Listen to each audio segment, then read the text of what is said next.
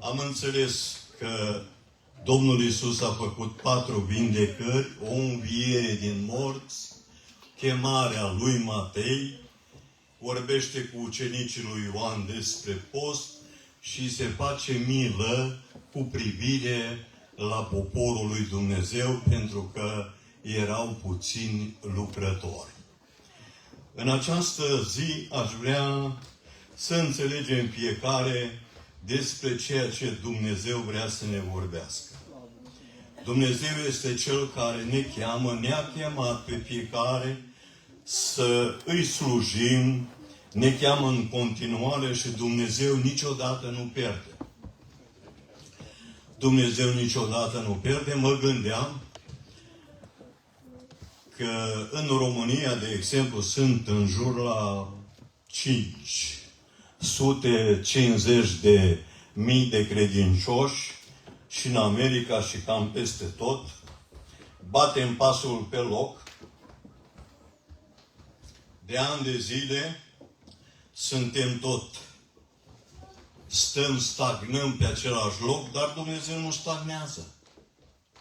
Știți dumneavoastră că dacă eu nu sunt pocăit, Dumnezeu nu pierde nimic. Știți dumneavoastră că în fiecare an s-a făcut o statistică, în ultimii 10 ani, în fiecare an, între 90.000 și 100.000 de credincioși, nu că încheie legământ, că se face chemare.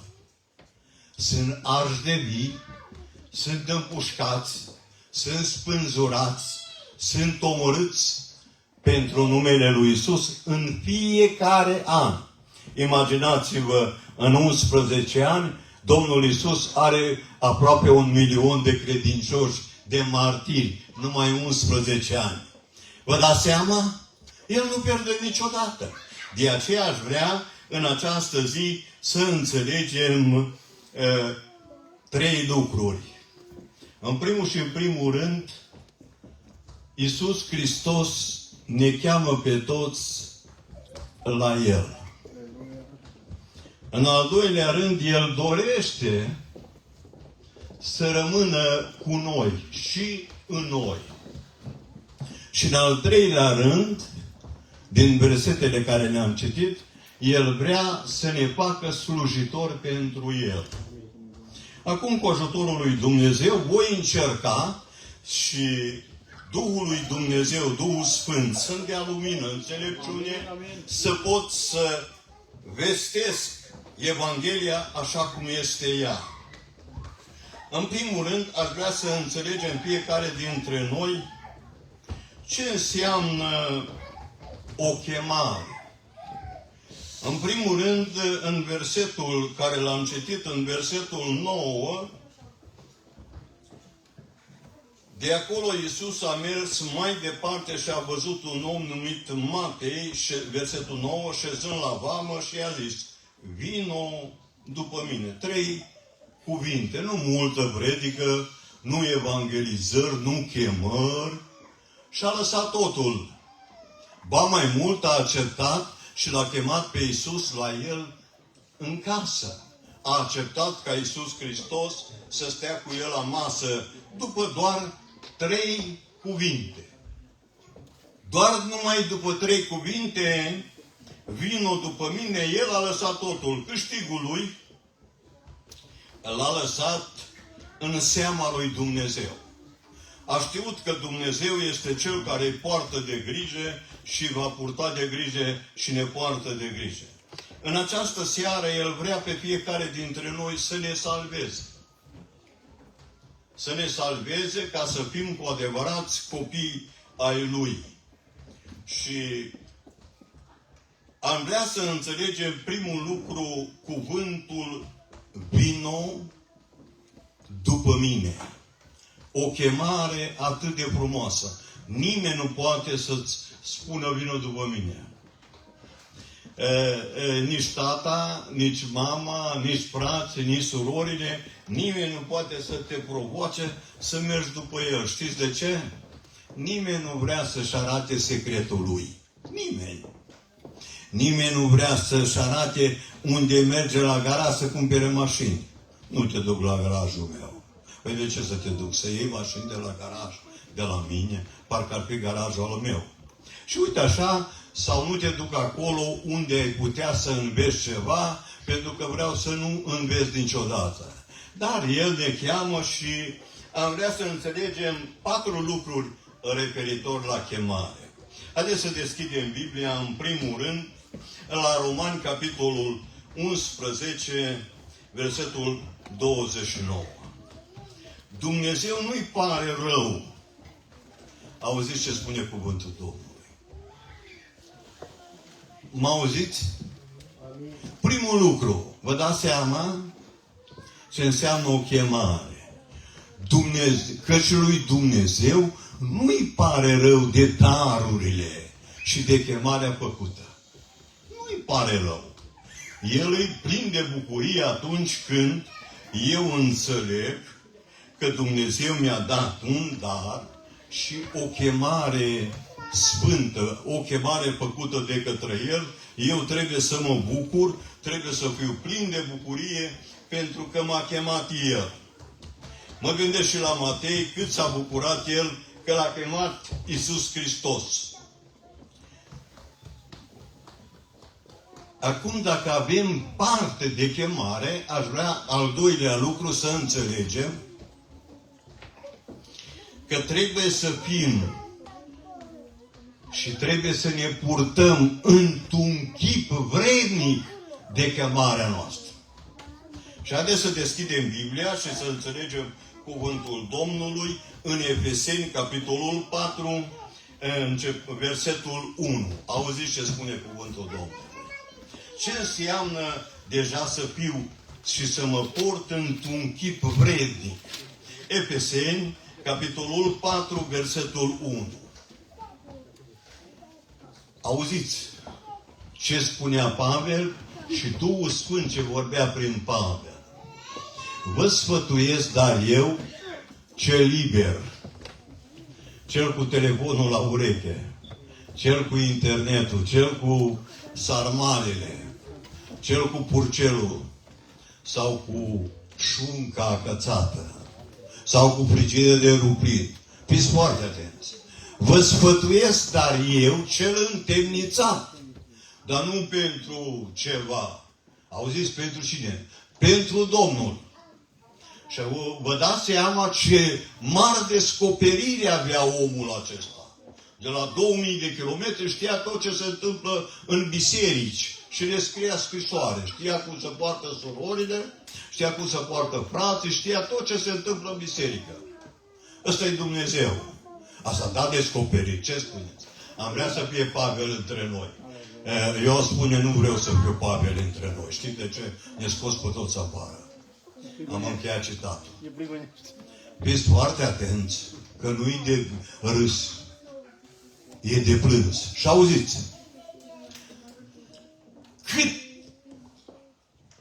Ce cuvânt înpricoșător. Ce cuvânt care te pune pe gânduri. Nu e un cuvânt oarecare. Și spune el, băi, eu sunt temnițat pentru Domnul, dar auziți, să vă purtați. Să vă purtați. Nu după obiceiul din Arad. Nici după ceea ce spune fratele Ghiță. Nu! Să vă purtați într-un chip vrednic de chemarea pe care ați primit-o. Și nu o chemare oarecare, care am primit-o nu de la oameni, ci ați primit-o direct de la Dumnezeu. Dumnezeu ne-a făcut o chemare și noi trebuie să fim vrednici de chemare. Știți ce înseamnă să fii vrednic? Înseamnă atunci când ai un copil și merge la școală sau merge la locul de muncă sau face o facultate, te mândrești cu el atunci când are rezultate bune, când este premiant, te bucuri de el. E cam așa se bucură Dumnezeu de noi atunci când suntem vrednici de chemarea pe care ne-a făcut-o El. Adică merităm chemarea aceea. acceptăm chemarea aceea, lucrăm în chemarea aceea, stăm în chemarea aceea. Vă dați seama ce înseamnă chemare? Vă dați seama, nu o zi. Și totdeauna trebuie să stăm și să ne purtăm într-un chip vrednic de chemarea la care am fost chemați. Știți ce înseamnă? Totdeauna să fim în poziție de drept.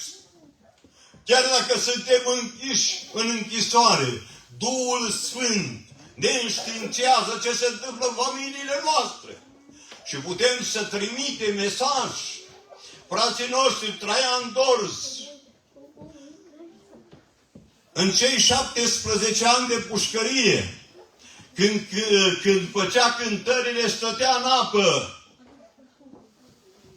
Stătea în apă, nu până în glezne sau până la genunchi. Nu, stătea în apă aproape până la gât. Și dădea drumul la șobolani acolo pe țeavă de 500, dădea drumul la șobolan să îl mănânce, să-l rănească. Și toți deținuții aștepta să cânte Traian Dorz cântări pentru slava lui Dumnezeu. N-avea caiet, n-avea internet, n-avea lumină, n-avea pix cu mai multe culori, sofisticat pix. Nu! Dar avea Duhul Sfânt în el, care prin Duhul Sfânt cânta cântări pentru slava lui Dumnezeu. Duhul Sfânt încălzea apa și șobolanii îi ținea căldură. Vă dați seama? Asta înseamnă în orice împrejurare să fii vrednic de chemare. Să știi să te porți într-un chip vrednic de chemarea. Că n-ai fost chemat de tata. Când ești chemat de tata, mai pentezi cumva. Tată, mă cam doare capul. Și el zice, nu, pune-te și te culcă. Pe tata îl mai pentezi și pe frații îi mai pentezi. Unde ai fost, frate? Știe Domnul. Domnul știe toate. Noi avem lista noastră și pregătită. Știe Domnul, știe Domnul, știe Domnul, știe Domnul. Avem noi lucrurile noastre, scuzele noastre. Al treilea lucru aș vrea să înțelegem. Ne-a mântuit și ne-a dat o chemare sfântă, nu orice chemare. Al treilea lucru, eu trebuie să înțeleg că pe lângă că trebuie să fiu și să mă port într-un chip vrednic și trebuie să înțeleg că Dumnezeu nu-i pare rău de chemarea care mi-a făcut-o. Al treilea lucru, trebuie să înțeleg că chemarea este sfântă. Aleluia. Nu mai poate fi modificată. Nu mai venim noi cu obiceiuri și tradiții și cu păstori din America sau eu știu de unde. Nu. Ea este o chemare sfântă. O chemare care nu se poate modifica. O chemare care nu se mai poate schimba. Și haideți să deschidem Biblia și să înțelegem 2 Timotei, capitolul 1, versetul 9. 2 Timotei, capitolul 1, versetul 9. Auziți?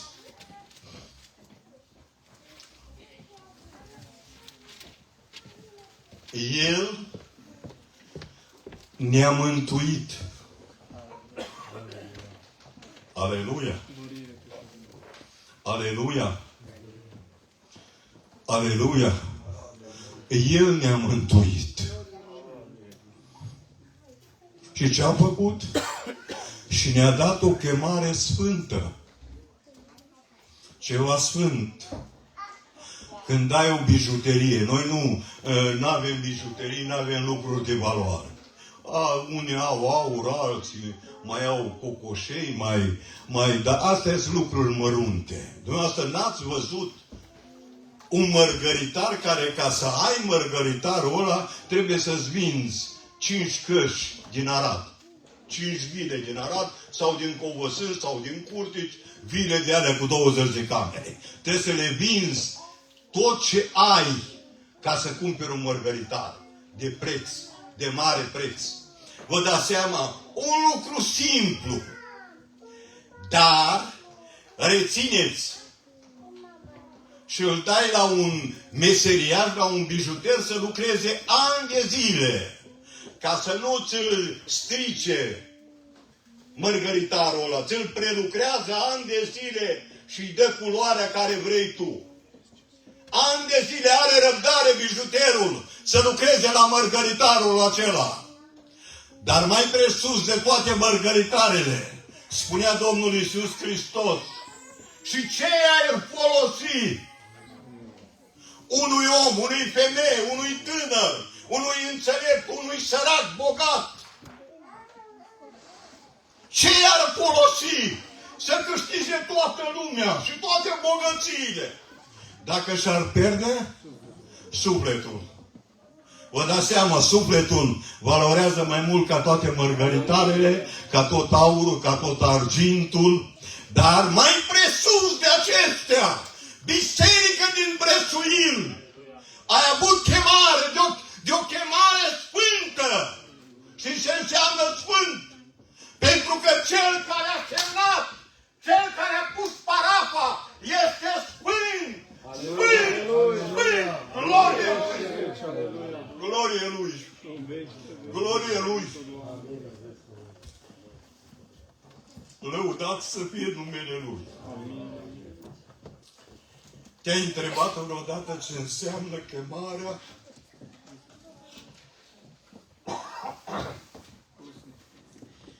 Te-ai întrebat vreodată ce înseamnă să ai parte de o chemare sfântă? Și auziți, nu pentru faptele noastre. Nu putem să cântăm, să predicăm până mâine aici. Nu faptele noastre. Și după hotărârea Lui, El a făcut o hotărâre în cerul. Și nimeni nu poate să intre la hotărârea Lui. Aici pe pământ putem să ne aranjăm multe lucruri, dar acolo nu. Și auziți, după hotărârea care ne-a fost dată, și nu de oricine, de Hristos Iisus, înainte de veșnici. Vă dați seama? Înainte de veșnicii ne-a dat și ne-a făcut să fim mântuiți și ne-a făcut parte de o chemare sfântă. Lăudat să fie numele Domnului. Lăudat să fie numele Domnului. Al patrulea lucru, trebuie să ne întărim. De chemare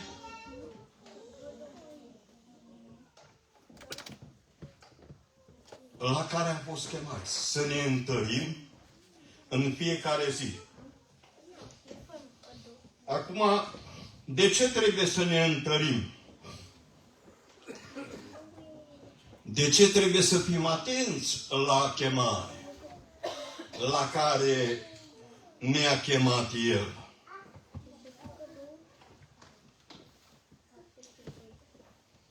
Pentru că a fost alegerea Lui. Lăudați să fie numele Lui. Lăudați să fie numele Lui. Și acum vreau să deschidem Biblia și să vedem la 2 Petru, capitolul 1, vă citesc numai un singur verset.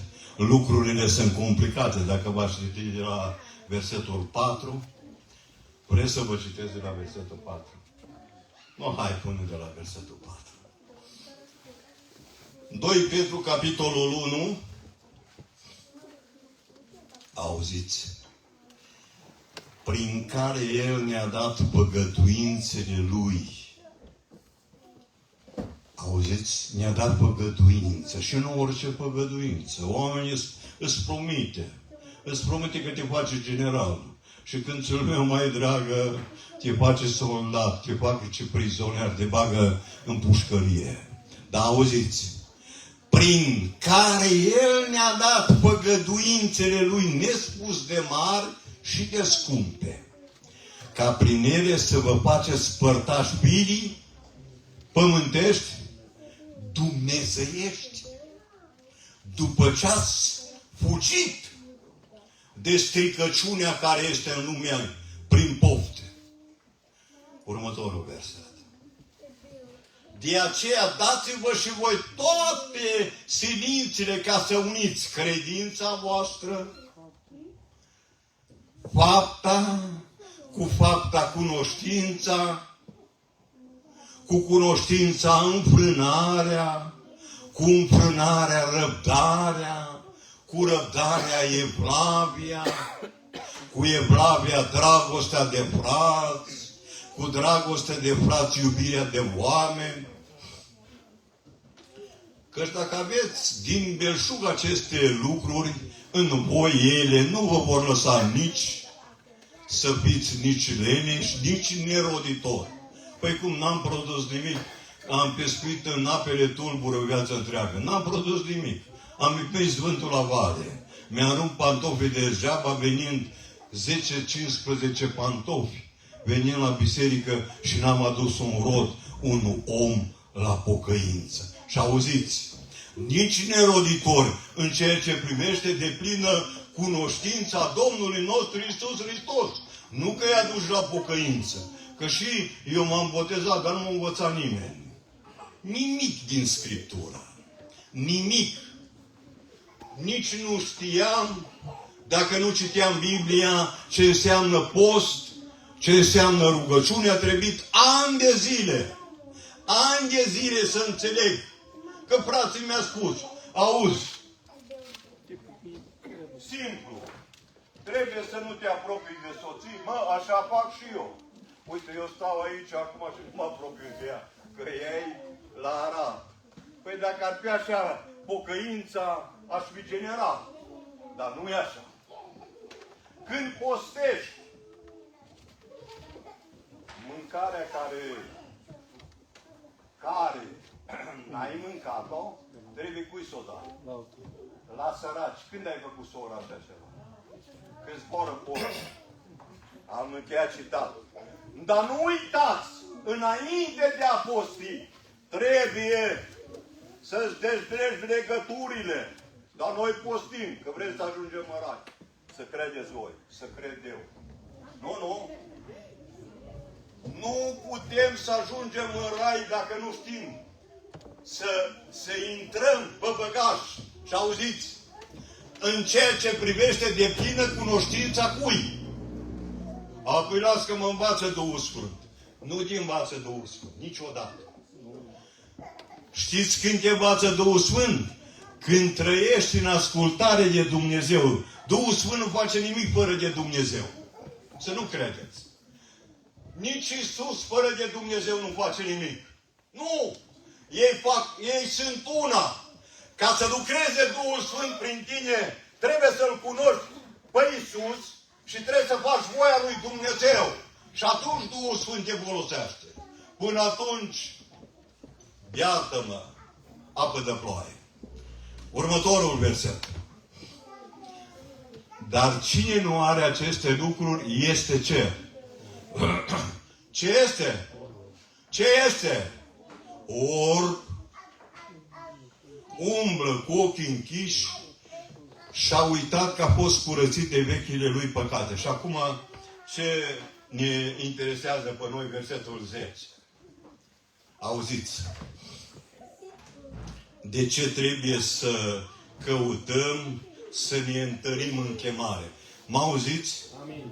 Mă auziți? Citiți și dumneavoastră. Hai să citim împreună.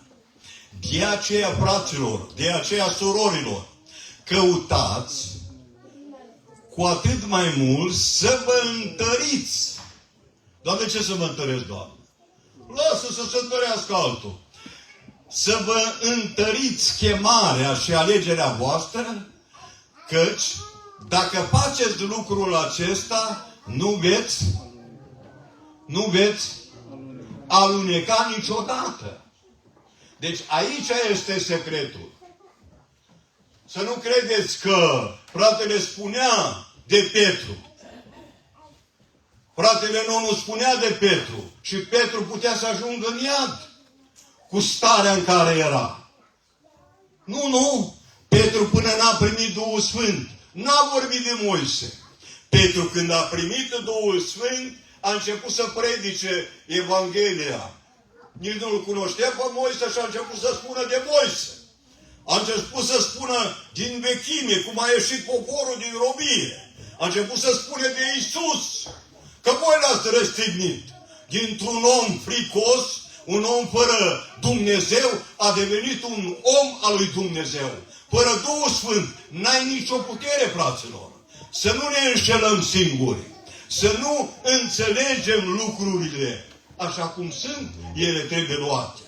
Al doilea lucru, pentru că pentru că timpul trece, dușmanul nostru, Iisus vrea să stea cu tine. Vrea să stea cu tine, soră.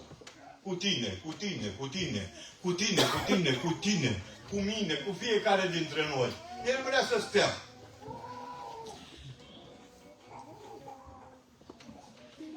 El vrea să stea și am să vă dau câteva exemple din Scriptură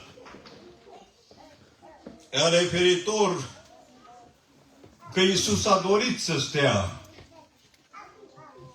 cu persoane și a intrat la ele în casă. Și a intrat în casă. Ba mai mult, i-a hrănit pe ucenici. Aduceți-vă aminte că i-a hrănit 1 an și 7 luni de zile pe cei 70. Că în primul an n-a făcut nicio lucrare. Asta e altceva. Trebuie să mai studiem și să mai căutăm ce a făcut în primul an, în an, nu 2, anul 3. Iisus. Și vă dați seama? Să umble cu Domnul Iisus atâta vreme și Domnul Iisus doar numai le-a spus câteva cuvinte. Și ei l-au părăsit pe Iisus. Pentru totdeauna. Și Iisus Hristos a dorit să fie niște slujitori. A dorit să lucreze. I-a și trimis. I-a trimis, le-a dat Duhul Sfânt, le-a suflat Duhul Sfânt peste ei, i-a trimis să facă semne și minuni, au scos draci, au eliberat, au făcut vindecări. Dar n-au vrut să stea lângă Iisus. Mulți oameni nu vor să stea lângă Iisus. Și au sfârșit tragic. Acum nu vorbesc de noi, vorbesc de oameni învățați, păstori, care au falimentat. Și auziți, pleacă, îl părăsesc pe Iisus și Iisus nu le spune, mă, veniți înapoi aici să fac pentru voi o rugăciune, că îmi pare rău de voi. Nu. S-au dus și duși au fost. Vă dau alt exemplu.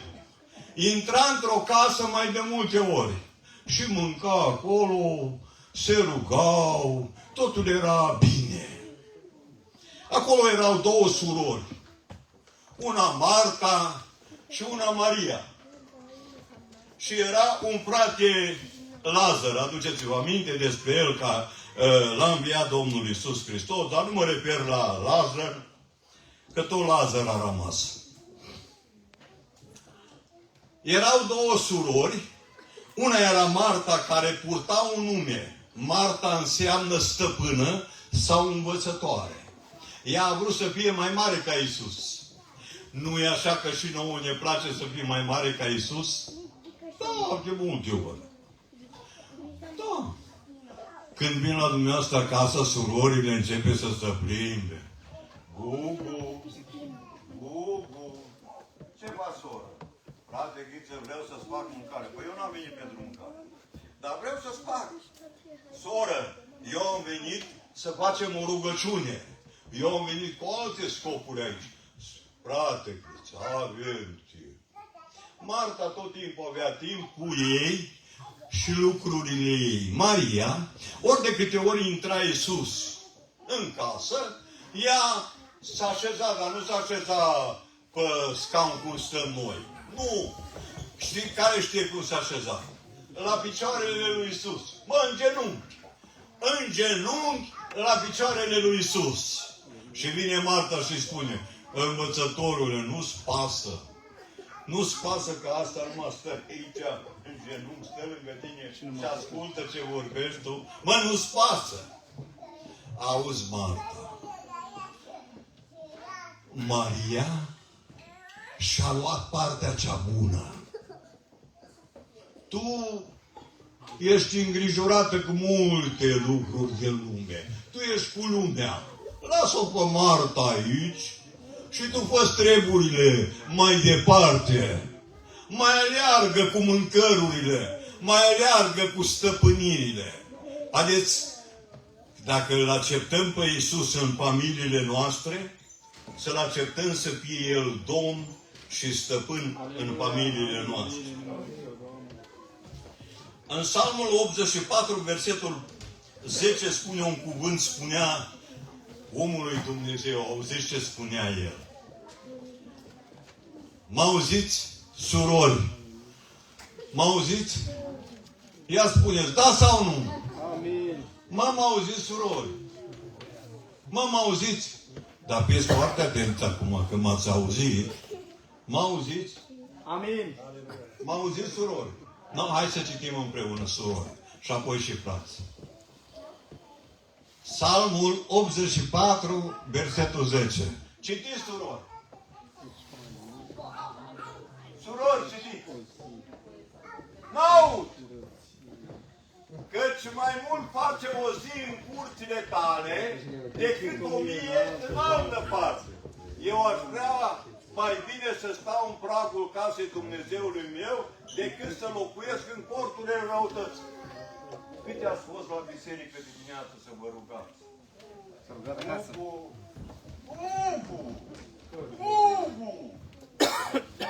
Porțile sunt deschise în fiecare dimineață. Duminică dimineața. Puteți să veniți să vă rugați. Puteți să stați în preajma celui care merită să stăm. Numele Lui e Dumnezeu. Numele Lui e Dumnezeu. Păi dacă vrei să locuiască în casa asta, în primul rând, acceptă-L și tu și vin în casa Lui. Amin? Acum și frați. Și frați am fost atenți. Acum eu știu, poate sunt obosiți că lucră și sâmbătă. Acum, ce să faci? Așa sunt lucrurile. Auziți? Căci mai mult face o zi în curțile tale. În curte! Nu în casă, în curte. Că știi că și în curte vin îngerii și te cercetează. Lăudați să fie Domnul. Lăudați să fie Domnul. Mă, nu ți se întâmplă nimic. Auzi? În curțile Domnului să știți, surori, că nu se blastămă. Mă auziți? În curțile Domnului nu se ceartă.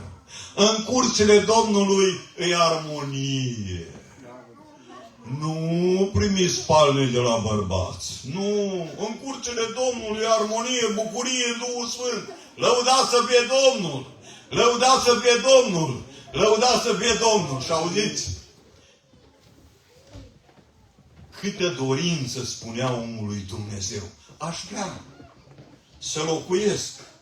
Aș vrea să stau. 1 Tesaloniceni, capitolul 3, versetul 8. Auziți ce spune cuvântul Domnului la referitor la lucrul acesta. 1 Tesaloniceni, capitolul 3, versetul 8. Doamne, dă-ne multă lumină. Am vrea să înțelegem.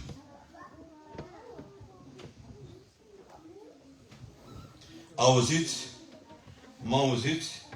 Amin, amin. Mă auziți? Aleluia. Nu-s multe cuvinte. Nu. De fapt, în Evanghelia după Matei, nu-s multe versete. Am citit 5 versete. Care știe câte versete sunt în Evanghelia după Matei? 28 de capitole vă spun eu. Acum eu aștept de la voi. Cât? 1071 de versete. Vă dați seama? Mai unul și erai bun la matematică. Acum ai fost aproape. Domnul să te binecuvânteze. Acum, ascultați. Acum da. Acum da. Trăim Cum trăim? Dar de ce, mă, Doamne? Dar suntem... Ce faci, mă, dorm? Păi, n-am dormit azi noapte. Doamne, cât dorm în biserică de multe ori. Mă, și filmează, și așa face.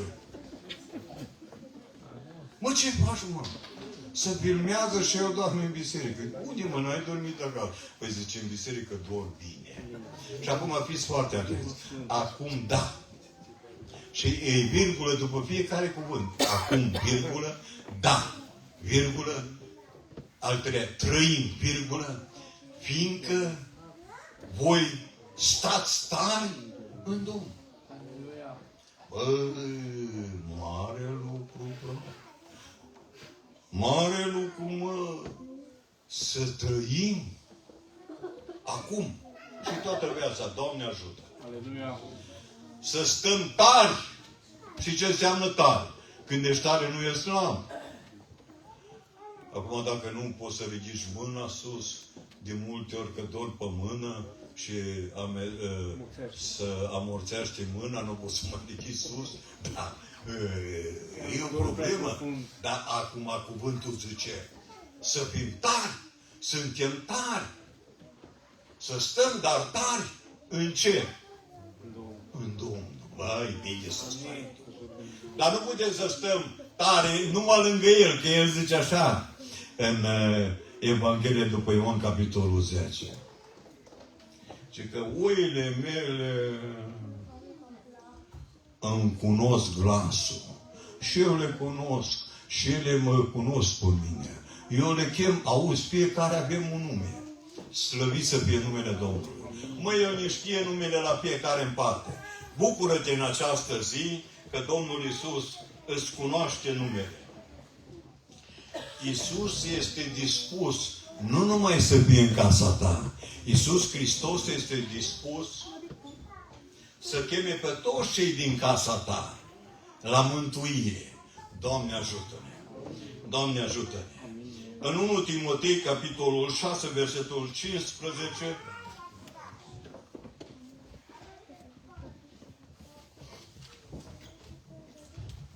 Unu Timotei, capitolul 6, versetul 15, auziți? Care va fi făcută la vremea ei de fericitul și singurul stăpânitor. Mai așteptăm noi pe stăpânitor. Mai credem în El că mai ne arde dorul în inimă, fericitul și singurul stăpânitor, împăratul împăraților și Domnul domnilor. Ne mai arde inima de dor după El. Mai vrem noi să-L întâmpinăm în săptămâna care urmează. E și cina, acum nu vă mai îngreunez, dai cina, nu vreau gata. A scăpat ușor. Voiam să vedem care faceți acasă rugăciuni. Dar pentru săptămâna înaltă, care vreți să faceți rugăciuni acasă? Nu toți, nu toți. Nu toți, vă rog, în numele Domnului, nu toți. Uite că El vrea să Domnul să-L binecuvânteze. Mă, auzi, El vrea să... Și să știți, cine face rugăciune acasă, Dumnezeu îl binecuvântează. Dumnezeu nu rămâne dator la nimeni. Lăudat să fie Domnul. Am câteva lucruri. Iisus vrea să ne facă slujitorii Lui. Câteva lucruri referitor la slujitori. Am asigur că toți am vrea să fim slujitori și nu e un lucru rău că dorim să fim slujitori. Dar, auziți ce spune cuvântul Domnului. O să vă dau câteva exemple din Scriptură de unde poate să te ia El. El nu ține cont cine ești. Am să vă dau câteva exemple din Scriptură. În primul rând, Moise. Moise era păstor la oi și Dumnezeu îi vorbește pe un munte. Și găsim scris în Exod, capitolul 3, versetul 1 la versetul 5. Cum îi vorbește Dumnezeu când îl cheamă? Vedeți? Vă dau niște exemple când vrea Dumnezeu chemarea una, dar să locuiască e alta, iar să te pună în slujbă e alta. E o mare diferență. Noi toți avem parte de chemare. Toți avem parte să locuiască în familiile noastre. Dar nu toți avem parte să fim trimiși. Aici o mare diferență. Să fii trimis din partea... M-a trimis Domnul la voi, zice. Și când colo am încheiat citatul. Hai să citim. De la versetul 1. Moise păștea turma socrului său Ietro, preotul Madianului. Odată a mânat turma până dincolo de pustie și a ajuns la muntele lui Dumnezeu, la Horeb. Îngerul Domnului s-a arătat într-o flacără de foc, care ieșea din mijlocul unui rug. Moise s-a uitat și iată că rugul era tot în foc și rugul nu se mistuia deloc. Moise a zis: am să mă întorc să văd ce este această vedenie minunată și pentru ce nu se mistuie rugul. Dacă nu era curios, nu primea răspuns. Domnul a văzut că el se întoarce să vadă. Și Dumnezeu l-a chemat din mijlocul rugului și a zis: Moise, Moise. El a răspuns: iată-mă. Dumnezeu a zis: nu te apropia de locul acesta. Scoateți încălțămintea din picioare, căci locul pe care îl calci este un pământ sfânt. Doamne, până să înțelegem. Deci, nu merg mai departe cu Moise, doar numai așa despre fiecare.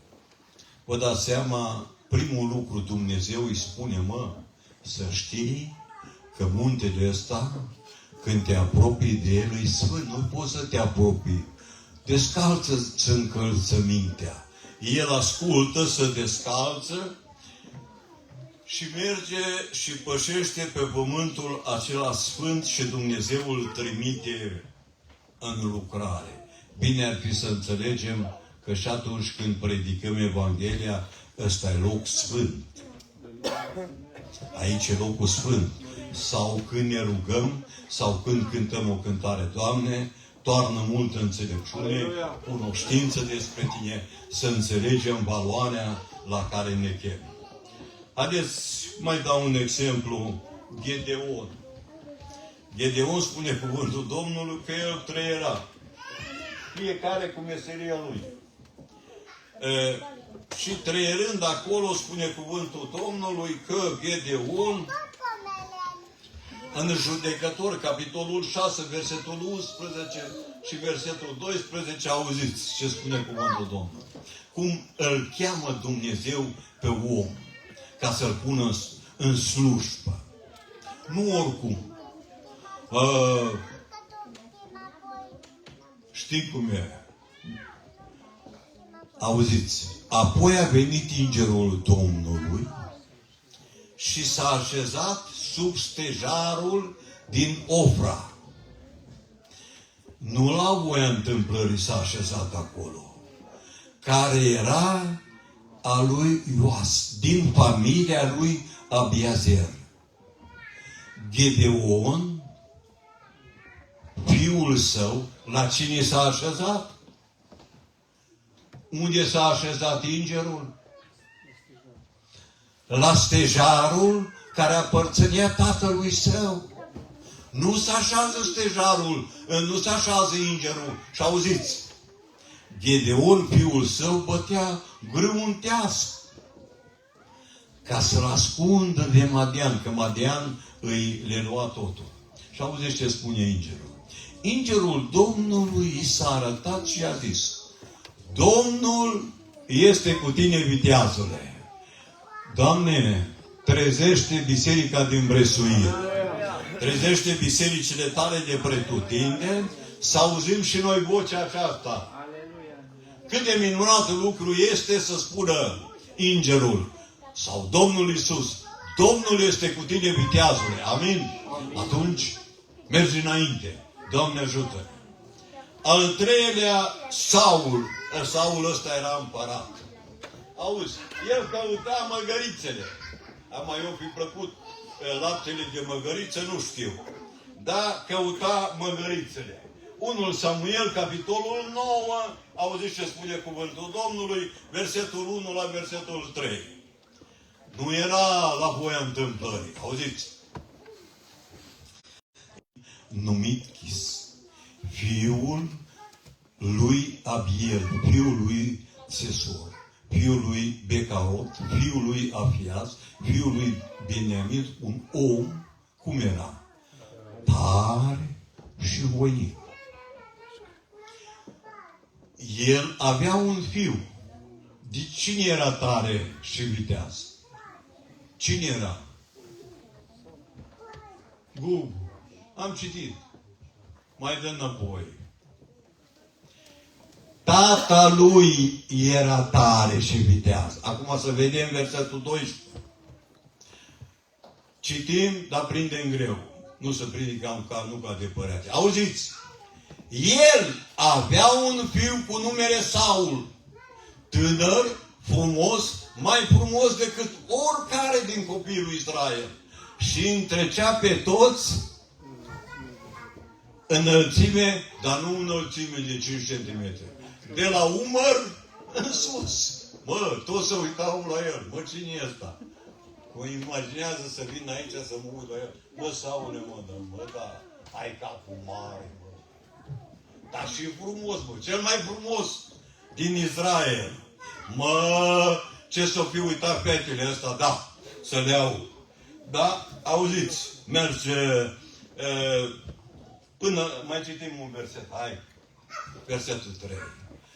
Măgărițile lui Chis, tatăl lui Saul, s-au rătăcit.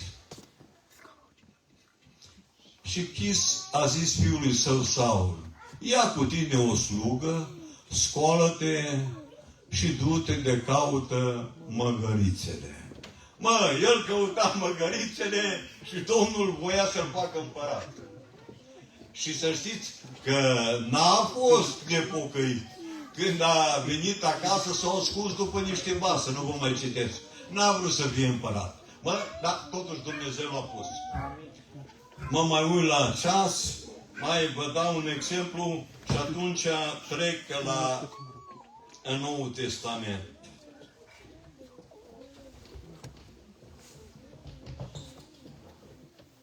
Un om, dar asta era bogat. Asta era bogat, auziți? Noi n-am crezut că o bogat, că n-am știut până acum. Auziți? Elisei, 1 Împărați, capitolul 19, versetul 19. Era împărat, mă, cine avea atâtea păreri de boi, sari, și trebuia să ai ce să ai. Auziți? Ilia a plecat de acolo și a găsit pe Elisei, fiul lui Șafat, arând. Și